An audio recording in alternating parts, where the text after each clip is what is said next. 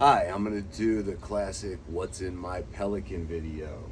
Here's my Pelican. I'm going to open it up and I'm going to show you what I like to carry to every A1 or A2 job that I do. So we'll start at the right and move our way to the left. Carry a switched SM58, use that for testing the PA, use that for VOG, use that for talkback. I carry an RTA mic, just a single mic. This is not an expensive one. I've never spent more than a couple $100 on an RTA mic. I also keep a pen in here. You can see I keep it in a little beer koozie that kind of keeps it organized. And the only other thing in this kit, in this pouch, besides my air tag, is the rat sniffer sender that I actually got as a gift from Dave Rat at NAMM. Thank you, Rat Sound. And in this biggest compartment, I carry a 2x2 audio interface. It's made by Behringer, but I just, cover that up with some random logo so nobody judges me for carrying Behringer products. But it works great for what I use it for, which is sometimes an interface for VOG recordings or VOG outputs, and usually as a measurement interface for a one-channel smart measurement with my RTA mic in channel 1 and console output in channel 2. Then I have a multimeter for testing power. I wish it didn't take up so much space, but I carry it around. I can't bring myself to not have it, even though I don't use it on every show. A lot of times the company will provide them. I have a hub, USB-C to USB-A and Ethernet. I carry 2 of those in here because I'm usually using at least 2 local area networks off of my MacBook. I carry a couple Ethernet cables.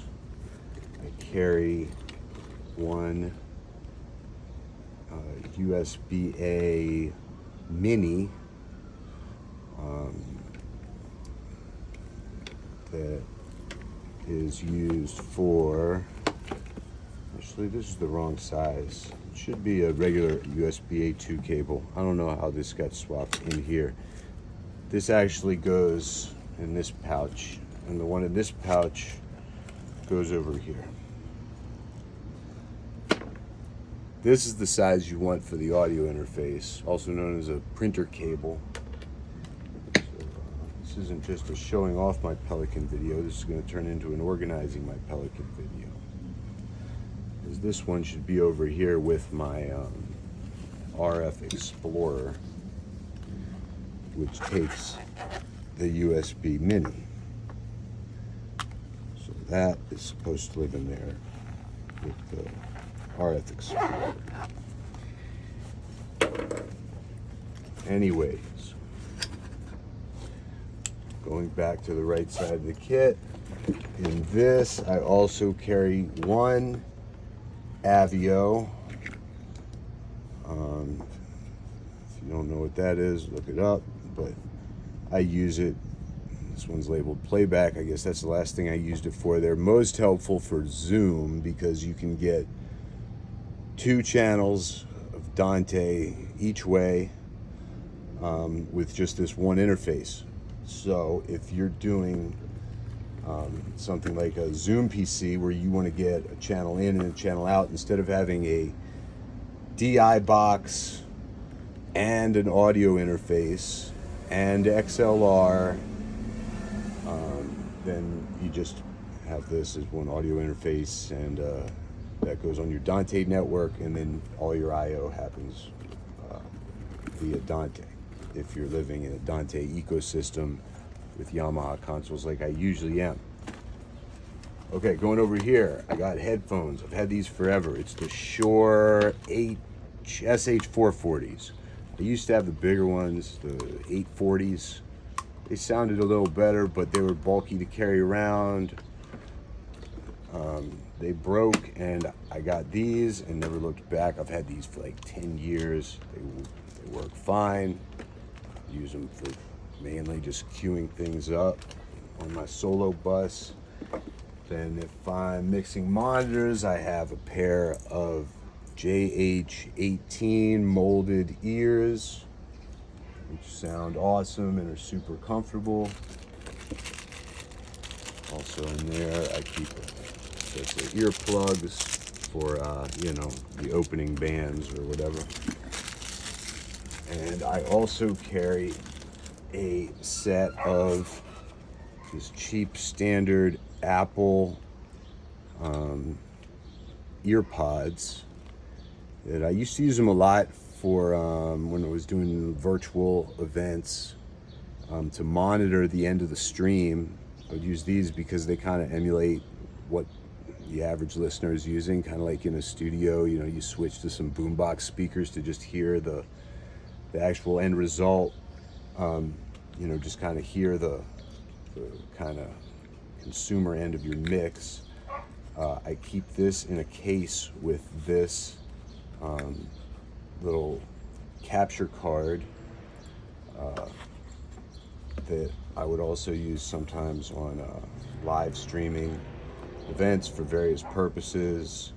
It's also good for just turning a spare machine, like if you got a spare laptop, you can turn it into a preview monitor just with that capture card. Ask the video guys to send you an HDMI out, and then you just fire up OBS, and now you got yourself a little preview monitor with just that $25, $30 capture card.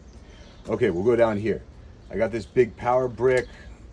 I don't really need to carry this around. I wish I did more international gigs, but when I do, this is great because it has all of the international adapters for AC, along with USB-A ports on the side. Then I have this is a AV Lifesavers ClearComm interface. I'm not going to get into the details of this. Look it up. It's called an AV Lifesavers ClearComm interface or something.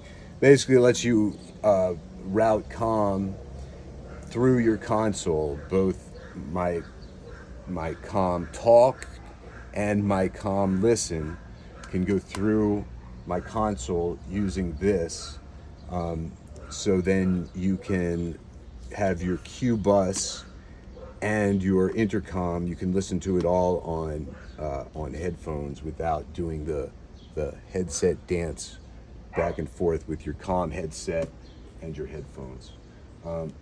I like it. It's cool. I don't use it as often as I thought I would when I got it, but I use it enough that I still carry it around. I have a Apple router and access point. What's it called? The Air. What's their brand name for these? The Apple Air. You know what they are. I lost the cable, so this is from an Apple TV, but Apple TV cable fits the port right there. I carry a single PCDI. This thing just takes an 1/8 inch in, sums to mono. I use it all the time. I carry a cab driver, which when I'm dealing with larger passive speaker systems, doing any sort of system text type stuff, you'll know how nice it is to have one of these. Also lets me make noise when we got to fly the PA and I don't necessarily have the console or the system processor up or anything to easily make pink noise. I can at least verify that all the drivers are working before we fly the PA and the riggers go home for the day, because you know, if you got a bad driver or you're missing a jumper cable or anything like that, you know, it's big problem once that thing is in the air and the riggers are gone. Okay, over to here. This, I keep a Shure X2U, what is it called? X2U, yeah. This normally has a cable with it too. This should also have a USB printer cable. I don't know where that went. But yeah, if you don't know what this is, look it up. Simple 1x1 audio interface. Another HDMI capture card that I keep in there just because I have it. It doesn't take up a lot of space. Big fan of the sound bullet. I stopped carrying the Q box, used the sound bullet. I know there are still use cases for the Q box when it comes to intercoms.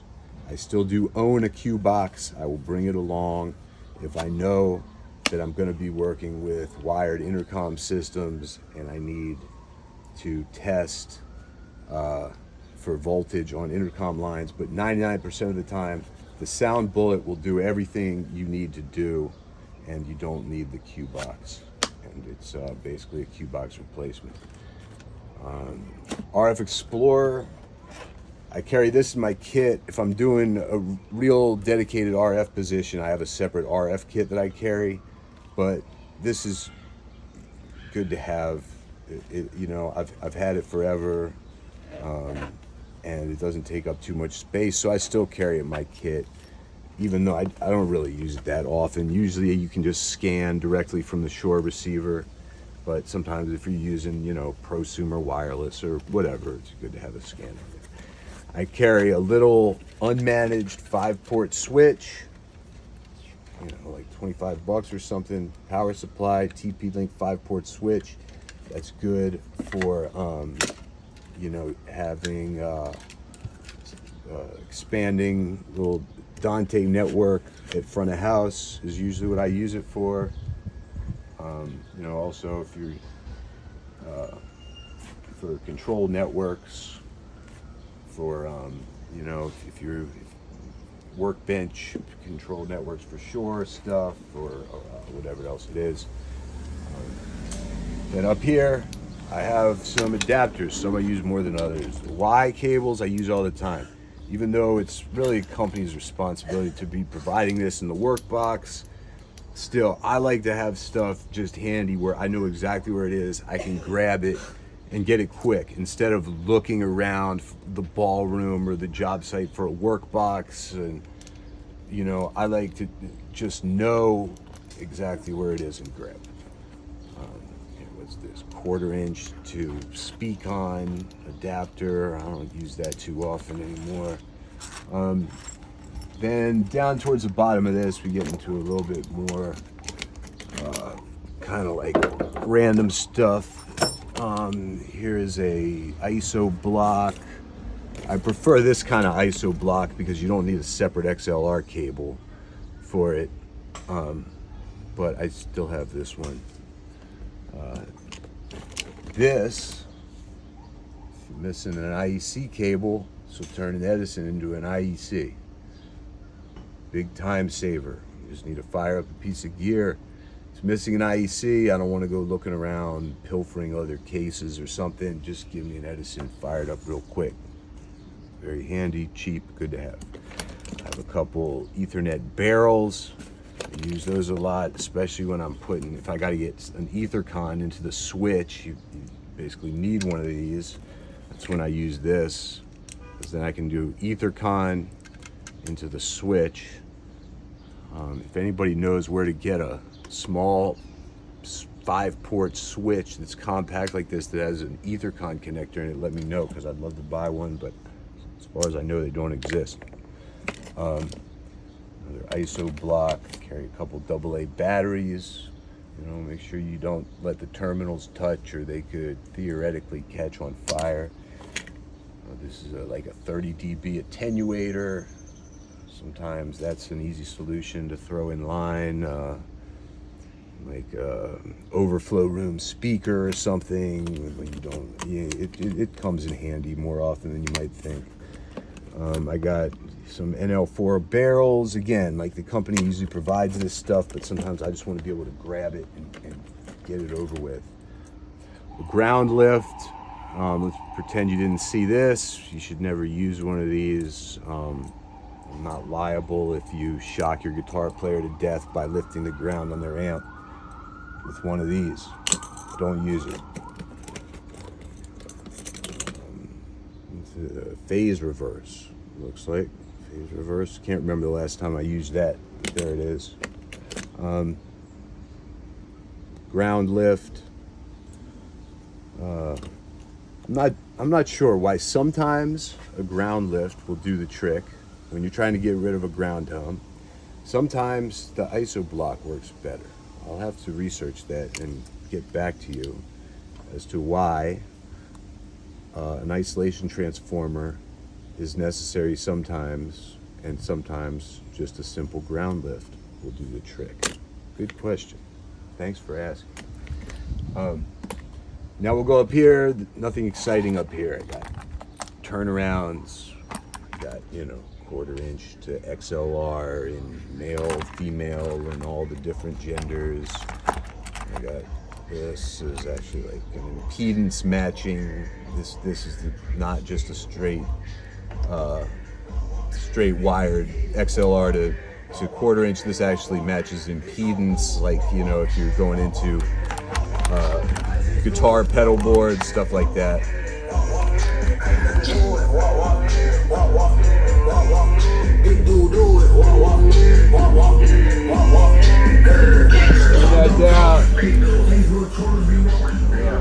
Subwoofers sound terrible.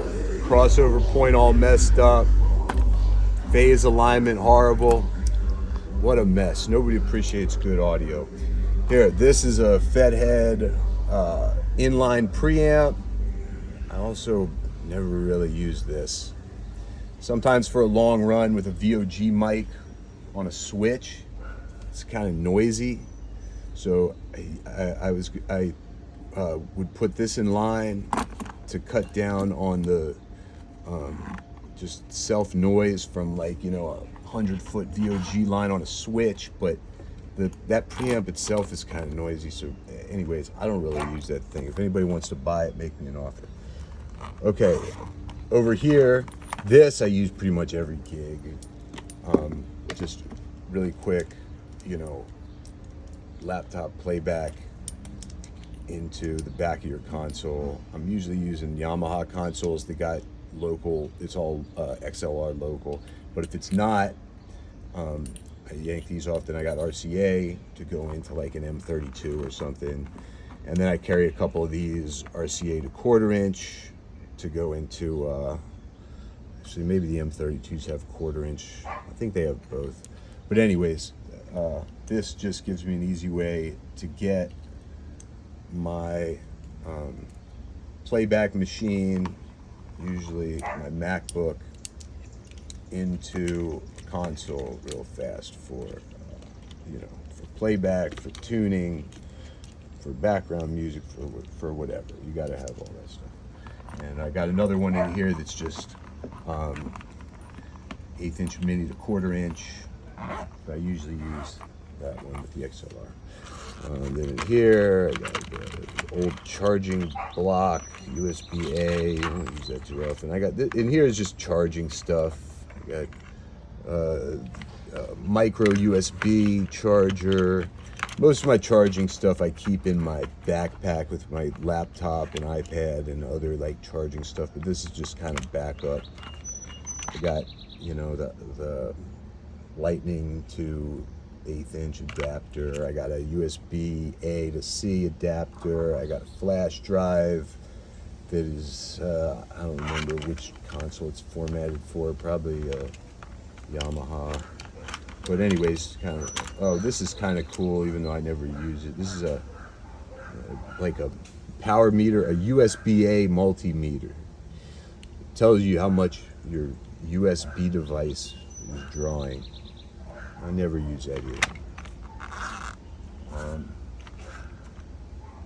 That's about it for the, oh, well, here, one more interesting thing.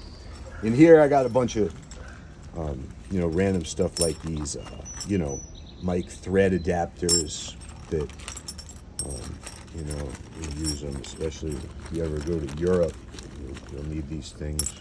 But I use them around here too. Mic thread adapters. In here, I try to keep all of my, this used to be labeled 1/4 inch. So I keep like 1/8 inch to 1/4 inch and 1/4 inch to 1/8 inch stuff in this little pouch. And this, one of my favorite gadgets for A2 work is the mic drop.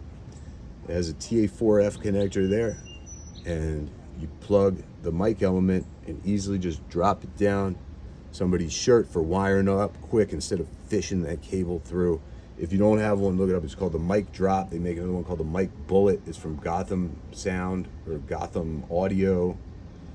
I think that's where I got it. But yeah, I really like these things for miking up people with lavalier mics. And yeah, that's about it. You can cut it there.